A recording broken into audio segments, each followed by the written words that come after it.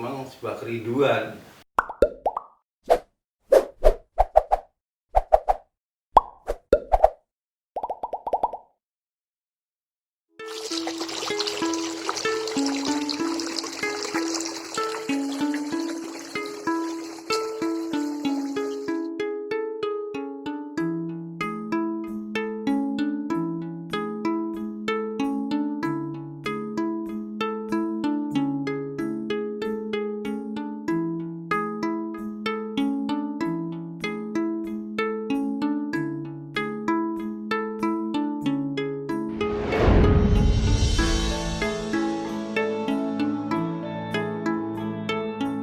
Ya, terima kasih. Selamat pagi Kang Galung, teman-teman dari Komsos Paroki Rembang, Santo Petrus Paulus.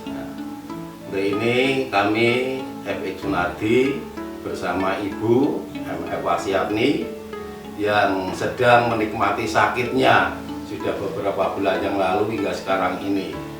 Jadi kebetulan hari ini tadi Bu Nardi sungguh-sungguh sulit untuk tidak bisa berjalan.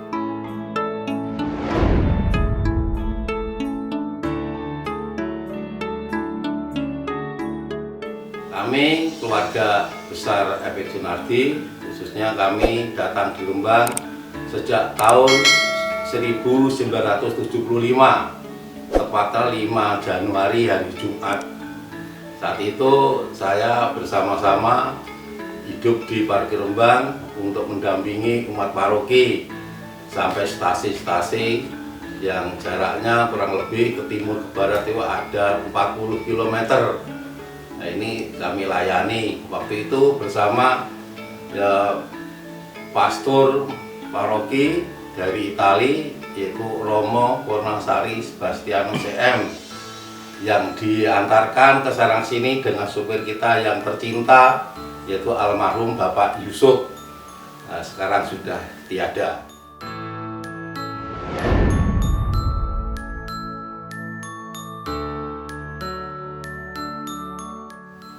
Pengalaman kami dalam perjalanan iman, kami sebagai umat dan khususnya pendamping umat sebagai katekis, tentunya ya namanya doa itu sebagai kebutuhan pokok yang tidak bisa ditinggalkan. Nah, dari iman itu kan merupakan penyerahan total, baik dalam suka dan duka, dalam untung dan malang, dalam sakit dan sehat. Jadi kita iman kepada Yesus itu sepenuhnya tidak pandang itu sehat atau sakit.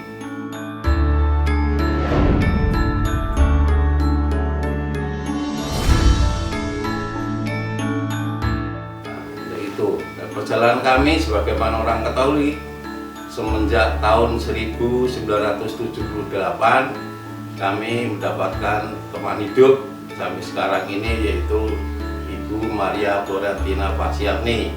Tepatnya tanggal 29 Maret 1998 kami mengikrarkan janji nikah. Kesempatan itu saya pernikahan di Salatiga.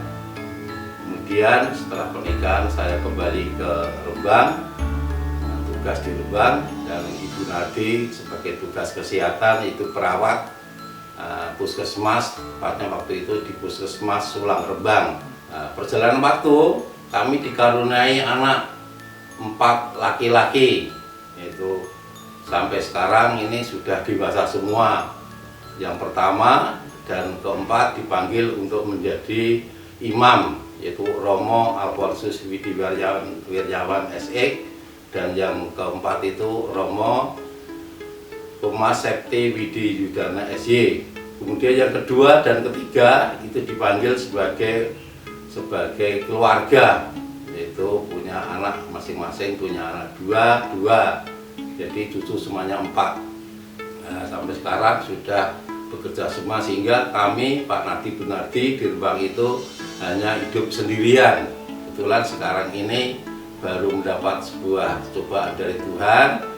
Bu Nardi sekarang ini sakit, karena sakitnya itu ada gangguan saraf yang sungguh-sungguh sudah kami usahakan untuk pengobatan sampai di Elizabeth Semarang, tapi sayangnya istri saya ini tidak bisa minum obat kimia. Jadi sewaktu minum obat dia alergi dan hanya berusaha untuk pengobatan secara ya katakanlah herbal itu ya, dan mengandalkan pada Tuhan. Seperti kemarin juga ada romo dari luar kota, juga dari sahabat teman anak saya yang di Bali juga berusaha untuk pengobatan kepada Tuhan dengan doa ya, dalam nama Yesus jamalah kiranya hambamu yaitu Maria Florentina Wasiani agar Tuhan berkarya, pertolongan tangan Tuhan ada pada.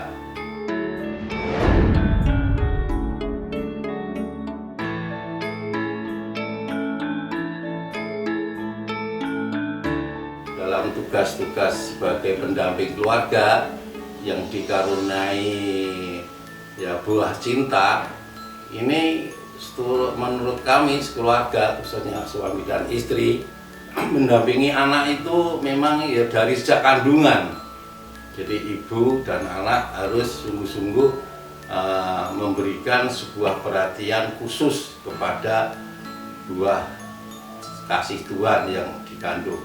Jadi tidak hanya setelah lahir tapi dalam kandungan ini harus diajak untuk kebiasaan hidup secara rohani, ajak berdoa ini. Jadi bahkan di situ katakanlah kami percaya bahwa meskipun masih embrio tapi bayi atau anak itu sungguh-sungguh bisa merespon apa yang menjadi pikiran atau harapan dari kedua orang tua, sehingga sungguh-sungguh dia lahir sampai lahir balita sampai tingkat dewasa.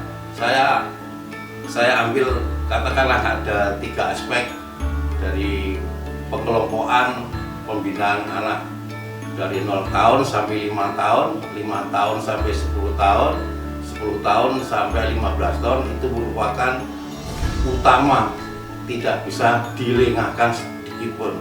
Soalnya demikian, kalau lebih dari 5 tahun anak tidak terbiasa untuk berkomunikasi, interaksi dengan kedua orang tua, nanti usia 6 tahun itu juga makin sulit lagi, apalagi sampai 15 tahun amat sulit lagi. Usia 15 tahun ini sudah menentukan bahwa anak itu kedepannya bisa diharapkan atau tidak. Karena nakal dan tidak itu sebetulnya tergantung dari pendampingan orang tua. Sebetulnya tidak ada anak itu nakal, hanya sampai sejauh mana orang tua itu sungguh-sungguh mencermati apa yang ada dalam sebuah perkembangan anak-anak itu. Jadi seperti itu, tidak ada anak itu dikatakan nakal. Bayi ini yang nakal nggak boleh sebetulnya. Bahasa orang tua untuk anak itu, untuk anak kecil terus ini nakal nggak boleh, kata-kata nakal nggak boleh. Kalau ini biasa diungkapkan pada orang tua, nanti kalau keturutan nakal bagaimana? Nah ini, jadi jangan sampai sepesan kami juga pada siapa juga yang dipercayakan Tuhan untuk mendampingi anak, jangan sekali-kali mengungkapkan kata-kata yang sungguh-sungguh negatif pada anak-anaknya.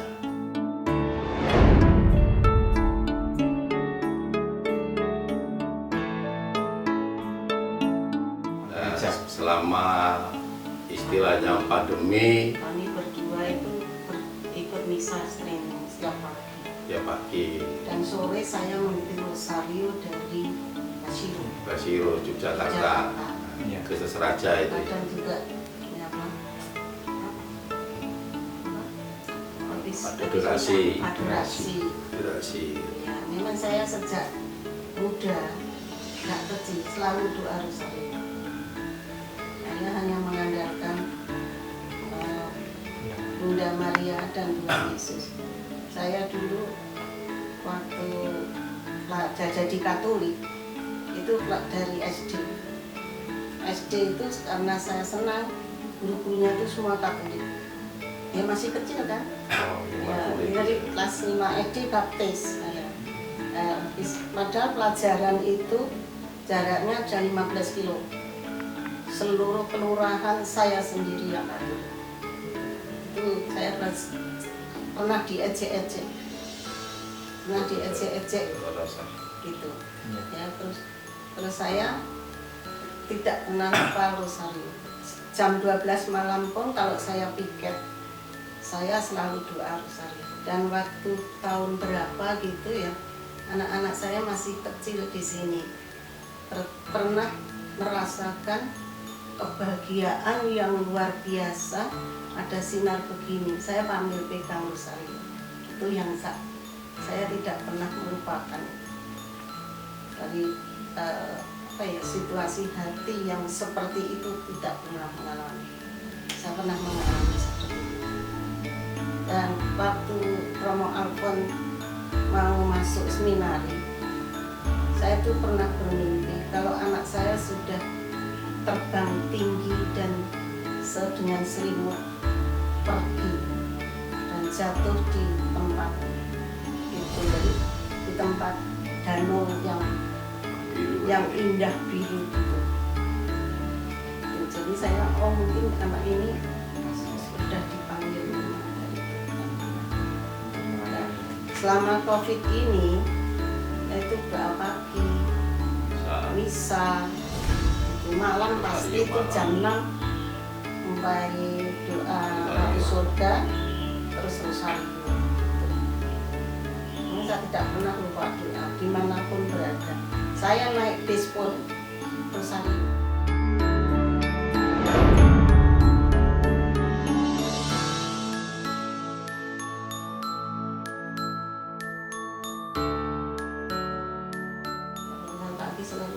Rasanya ya rindu ya, rindu ketemu teman-teman gitu, dan rindu ekaristinya itu yang utama, kurang marem istilahnya. Jamuan kudus. Iya, gitu. Ya itu kerinduan itu memang ya, saya kira ya pada umumnya umat Katolik yang tidak melaksanakan ibadah ekaristi mesti rindu. Karena dalam ekaristi kan tidak hanya pribadi saja, tapi bersama-sama dengan ya individu yang lain. Jadi katakan sebagai makhluk sosial, kita bersama dengan yang lain, ada dalam sebuah perjumpaan. Nah itu memang sebuah kerinduan. Dan bagi saya itu suatu kebutuhan.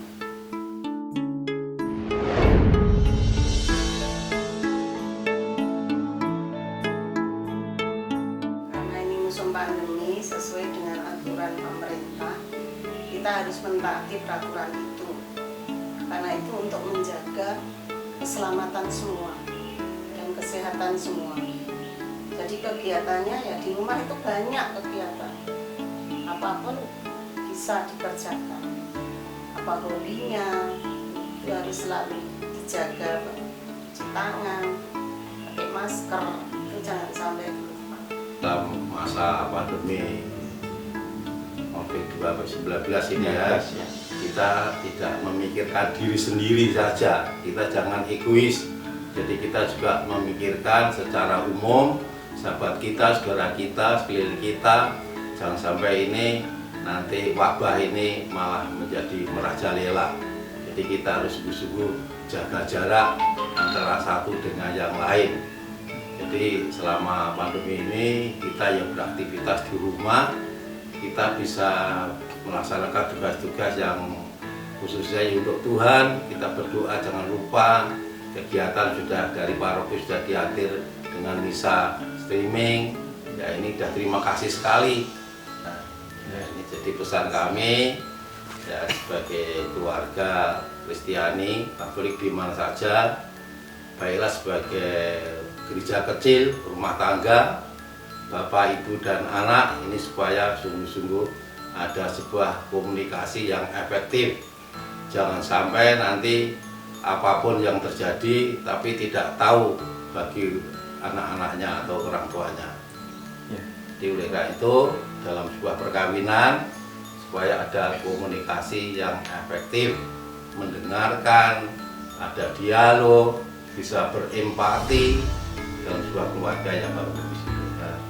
Saya kira begitu. Terima kasih semuanya. Terima kasih dari teman-teman Komsos dan kepada semua umat paroki yang kebetulan saat ini ya menikmati bersama keluarga kami, Pak Nardi dan Bu Nardi Paroki Rembang.